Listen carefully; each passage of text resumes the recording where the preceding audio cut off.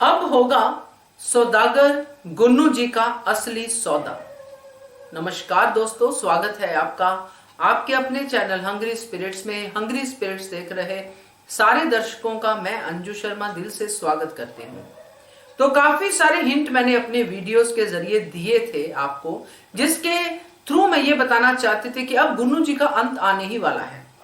क्योंकि अब जो पंगा गुन्नू जी ने लिया है वो पंगा ऐसे उनके गले से छूटेगा नहीं, वही पंगा उनके फांसी का फंदा बनेगा। और आज इसकी झलक भी देखने को मिल गई इस कड़ी में। चलिए चर्चा करते हैं। पहले वही निवेदन, जिन्होंने अभी तक चैनल को सब्सक्राइब नहीं किया है कृपया कर लीजिए। साथ में दोस्तों बेल आइकन दबाइएगा ताकि आपको हमारी वीडियोस के नोटिफिकेशन मिलते रहें। तो दोस्तों, अब तक गुन्नू जी ने जिन भी शत्रुओं के साथ मित्रता की है, जो खंडेराव मल्हार सरकार के शत्रु थे उनके साथ मित्रता की है, वो सारे के सारे शत्रु कहीं ना कहीं उनकी बातों से इतने ज्यादा कन्विंस हो गए कि बाद में उनकी जिंदगी में कोई दखलंदाजी ही नहीं हुई। उन्होंने अपना फायदा उठाया और वो चले गए। मगर इस बार जिनके साथ उन्होंने संधि की, यानी कि राजा सूरजमल, उनके साथ जो संधि की वो संधि अब महंगी पड़ने वाली है। क्योंकि जिस तरह अपने आप को उन्होंने राजा सूरजमल के सामने पोर्ट्रेट किया, जिस तरह उन्होंने कहा कि आप यहां से भाग जाओ, अब ना तो आप मुझे जानते हो ना मैं आपको जानता हूं।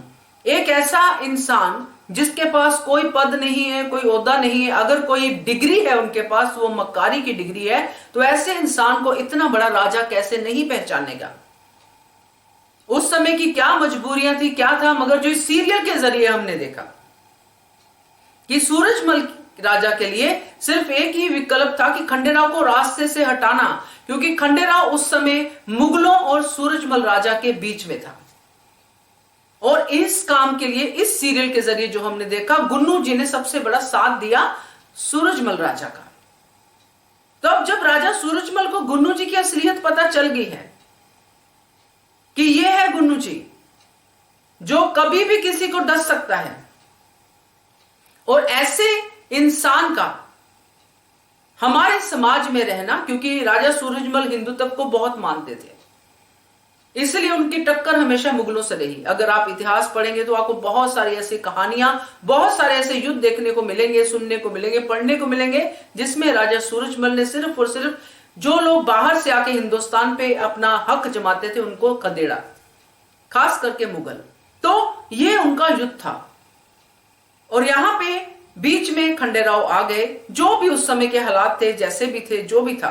मगर राजा सूरजमल के मन में खंडेराव के लिए, जो आज की कड़ी में हमने देखा, एक रिस्पेक्ट का दायरा था कि योद्धा है, युद्ध में खून तो बहता ही है, ये सबको पता है। और अब वही गुन्नू जी जो अभी तक हमने सिर्फ नाटक करते हुए देखा है कि खंडेराव की मृत्यु पे रो रहा है, नकली आंसू बहा रहा है, वो सब करते हुए देखा है, वही गुन्नू जी जो अब तक हमने देखा है कि किसी के साथ भी डीलिंग करता है, इतनी मोहरें ये बोल दो, इतनी मोहरें इसका कत्ल कर दो, इतनी मोहरें यहां पे चले जाओ, गबन कर दो, है ना। जैसे रतलाम का वो हुआ था, उसमें भी कितना कुछ किया था इन्होंने। तो अब तक वो सिर्फ डीलिंग ही करते आए हैं, सौदेबाजी करते आए हैं। मगर अब जिस तरह राजा सूरजमल ने मल्हार सरकार से मिलने की बात कही है, उस एक सीन में गुन्नू जी का भविष्य दिखाई दिया दोस्तों। अगर मैं गलत नहीं होती हूं, क्योंकि मेरे हिसाब से अब एक ही विकल्प है जो मल्हार सरकार और सूरजमल के साथ, यानी कि ये दो राजा जो अपनी अपनी जगह पे सही हैं, इनके बीच में अगर कोई समझौता होता है तो गुन्नू जी की गर्दन के ऊपर ही होगा। क्योंकि राजा सूरजमल मल्हार सरकार की जो दरियादिली है उसको भी जानते हैं, उनकी शूरवीरता को भी जानते हैं, और वो कभी नहीं चाहेंगे कि ऐसे ईमानदार, ऐसे ऑनेस्ट राजा के दरबार में गुन्नू जी जैसा मक्कार हो।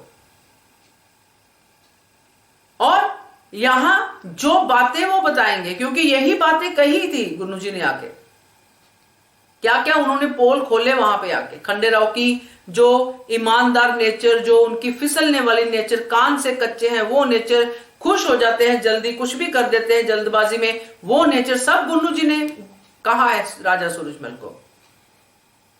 और आखिरकार गुफा वाली बात बता के, इतना बड़ा सीक्रेट जो सीधा सीधा खंडेराव को विजय पथ पे लेके जाता था,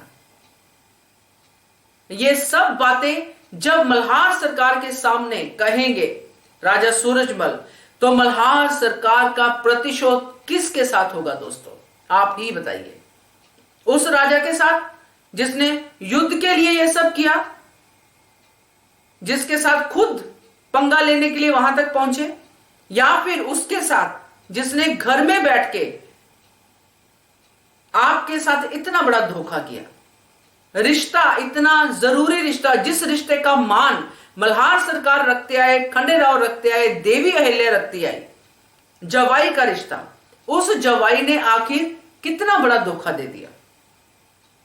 तो अब इस सौदागर का अंत होने वाला है, क्योंकि ये अब जो सौदा होने वाला है, जो सूरजमल राजा मल्हार सरकार के सामने देने वाले हैं, वो है गुन्नू जी का सर।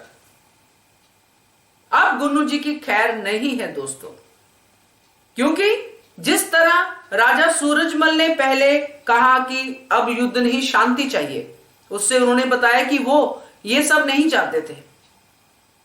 दूसरा, उन्होंने कहा कि पेशवा को संदेश भेजो, शांति प्रस्ताव, कि अब युद्ध विराम, खत्म युद्ध। तीसरा, उन्होंने जब कहा कि मल्हार सरकार को शोक संदेश भेजो, मगर कल भेजना, क्योंकि आज खंडेराव के पूरा क्रियाक्रम की तैयारी है, बहुत ज्यादा माहौल खराब है।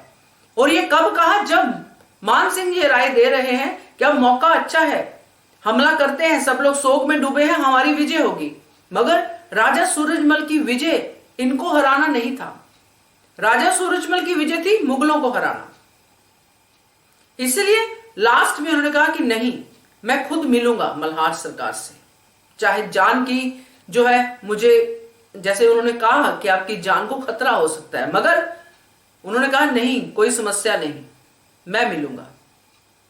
तो यहां एक चीज बिल्कुल साफ क्रिस्टल क्लियर है दोस्तों, कि अब गुन्नू जी जो हैं आने वाले हैं इस मोड़ पे, जहां उनको हर पाप का हिसाब देना पड़ेगा। आपको भी क्या ये लगता है इस सीन को देखने के बाद? मेरे वीडियोस में तो कई बार कई कमेंट्स आते हैं, कई बार अनुमान सही निकलते हैं, कई बार अनुमान गलत भी निकलते हैं, क्योंकि हम चाहते हैं स्टोरी को सही डायरेक्शन मिले, ताकि अल्टीमेटली स्टोरी हिस्ट्री में आ जाए, जो कि बीच बीच में आती भी है। मगर यही एक टाइम है स्टोरी को पूरी तरह से हिस्ट्री के साथ कनेक्ट करने का और गुन्नू जी को निकाल के दूर फेंकने का। अगर सहमत है तो कमेंट कीजिए। देखते रहिए channel Hungry Spirits. Thank you so much. Subscribe to our channel by clicking the subscribe button. Click the bell button and enjoy the latest uploads from our channel.